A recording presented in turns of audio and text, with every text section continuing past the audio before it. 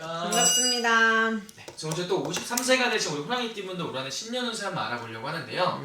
이분 운세 알아보기에 앞서서 우선 53세라는 지금 호랑이띠분들 떠올리시면 어떤 것들이 먼저 좀 생각이 나실까요? 이 53세 분들은요, 외로움이 많다 보니까 사람들한테 속고 속는 경우가 많아. 알고 속아줄 때가 많다, 이렇게 보면 돼. 남자분들이고 여자분들이고 다 그런 건 아니겠지만 이렇게 인연법에 따라가셨던 분들 보면 좀 외로운 살이 조금 많아요. 그래서 혼기를 놓치신 분들도 왕왕 있어. 50대 초반이시지만 왕왕 있으시고, 그렇다고 사람이 없었던 건 아니야. 주변에 사람을 끌고 내가 사람을 좋아해서 희생하는데 표현법이 서투른 갑인생들이 굉장히 많아요. 너무 좋아. 우리가 말하는 츤데레. 알아들으시나? 그러니까 마음의 속정이 너무 깊은 거야. 아집 있고 고집 있고 절대 안 돼 라고 하지만 하고 해주고 있어. 다 들어주는 결국은. 뭔가 챙겨주고. 그리고 챙김이 알뜰살뜰하신 분들이 많아요. 네. 여자분들이고 남자분들이고 섬세한 기질도 조금 갖고 있다. 호랑이면 굉장히 강하고, 그러니까 외관으로 봤을 때는 진취적인 경우가 굉장히 많아요. 네. 강한, 뚜렷한 성향을 갖고 있는 것처럼 보이기도 하지만 마음이 여리고 착하기 때문에 내 결정권에서는 조금 좌지우지 우유부단한 것 같아, 흔들리는 것 같아. 요 기질이 두 개가 동반되는 경우가 많은 것 같아. 이 53세 분들, 갑인생인 분들이. 특히나 이게 지금 우리가 보는 게 74년생 갑인생이에요. 갑인생이잖아. 네. 갑을병정에서 갑이라고 해서 호랑이라고 하면 굉장히 기운이 큰 경우인 거야. 그래서 초년에 결혼했을 때 네. 이거를 끌고 가지 못하시는 분들이 되게 많아.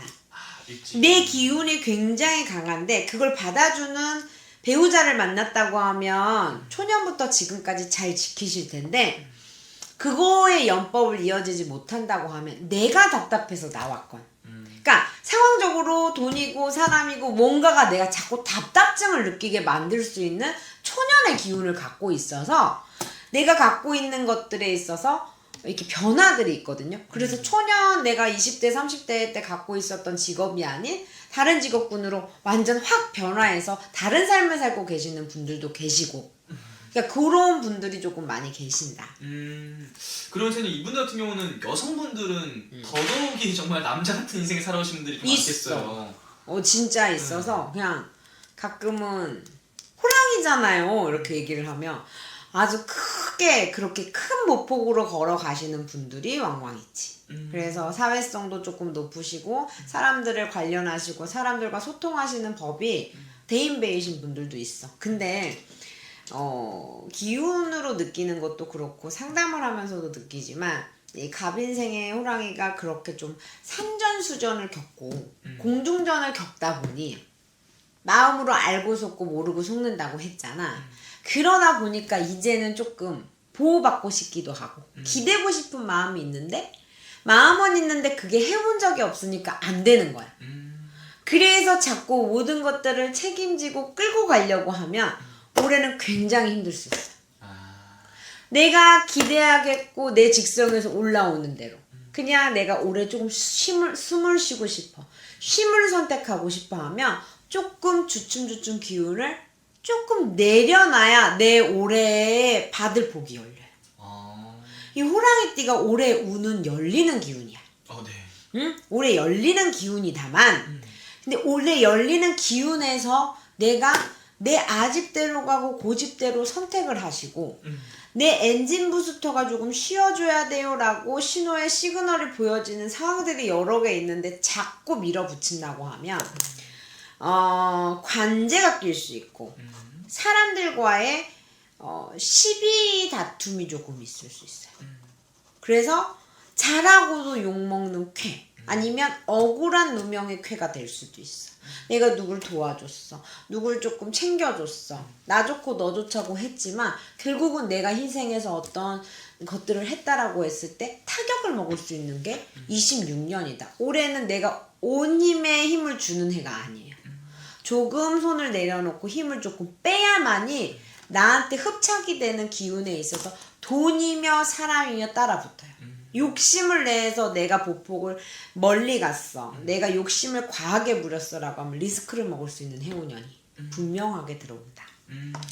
그렇게 보여져요. 아, 그리고 어떻게 보면 이분 같은 경우는 정말 이게 지금 나이만 보고도 이제 나오는 거잖아요. 개별적으로 와서 뭐 훨씬 더 디테일하게 이런 것들이 알려줄 수 있는 거겠네요. 그렇지. 내 상황에 맞춰서 사람 때문에 힘든 사람 있고 네. 사실 돈 때문에 힘든 사람도 있고 이거를 죽이니 살리니 하는 사람도 사실 있어. 그러다 보니까 우리가 이렇게 띠별로만 봤을 때는 호랑이띠가 정말 반반으로 기운이 올해는 움직일 거예요. 그래서 작년에 상복을 입으신 분들도 계시고 작년, 재작년, 올해까지도 지금도 병상에 계시거나 아니면 집안에 조금의 우환을 끼고 계신 분들 내가 힘듦에 있어서 내 가족들로 보이거든. 그러니까 자녀나 혹은 부모인데 부모자에서가 조금 아픈 게 상복을 입을 수 있는 쾌가 조금 들어와요. 네.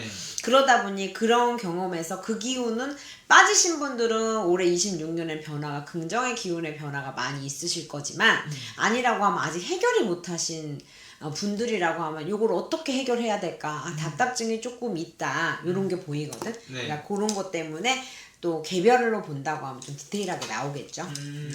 그럼 선생님 이분들 올 한해 몇 월 달을 좀 더 기대해봐도 좋다고 볼 수 있을까요? 갑인생의 호랑이띠 이게 정말 생년이 다른 본인네들이 조금 중요하거든. 사주팔자 아니면 이 기운이 정말 중요한데 네. 피디님이 물어보시니까 이렇게 알려드리면 이 갑인생의 호랑이띠 금전으로 풀어보자라고 하면 그래도 3월 5월이 지나고 나면 그러니까 꼭 봄깨가 지나고 나면 좀 풀어질 쾌들이 조금 더 있으시고 네. 받아야 되고 답답해야 되는 쾌가 있다라고 하면 그런 것들이 있으실 거다.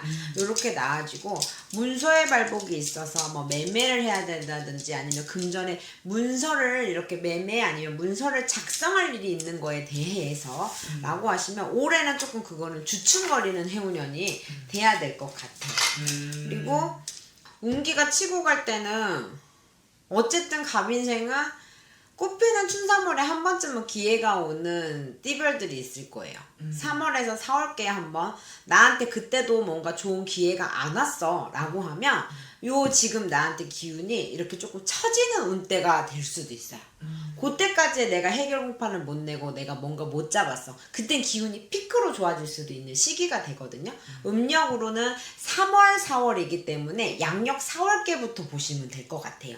양력 4월께부터 어떤 변화의 기운들이 좀 좋아지는 시기로 나한테 기론이 들어온다. 그럼에도 못한다라고 하면 추석계가 지나야 뭔가 변동 변화들이 들어오지 않을까 싶습니다.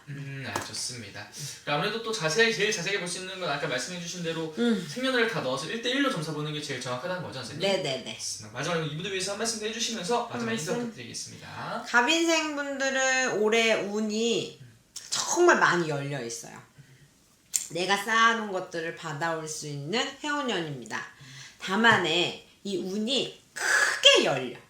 그러다 보니까 좋은 일, 나쁜 일, 굳은 일인데 한 가지에 꽂혀 있지 말고 약간 올해는 내가 팔방미인이 돼야 되는 시기인 것 같아요. 여기 가서는 웃고 저기 가서는 울며 내가 모든 것들이 정리정돈될 수 있는 것들도 많고 내가 새 마음을 가질 수 있는 것도 조금 기운이 들어오거든요. 새 마음이라고 하면 새 인연법의 시작일 수도 있고 내 마음가짐에 있어서 갖고 있었던 인연법이 다시 이어질 수도 있고 혹여나 금전의 문제에 있어서도 변화 변동들이 들어올 수 있는 해운년이기 때문에 이게 충돌이 있다고 해서 내가 정말 호랑이 굴에 들어가서도 내가 정신만 차리며 살아나올 수 있는 해운년이다. 그러니까 정말 사방에서는 회방도 많고 애군도 있겠지만 그것들을 잘 내가 끌고 간다라고 하면 좋은 성과 있는 병원년이지 않을까 싶습니다. 좋습니다, 선생님. 오늘 또 좋은 말씀도 감사합니다. 감사합니다.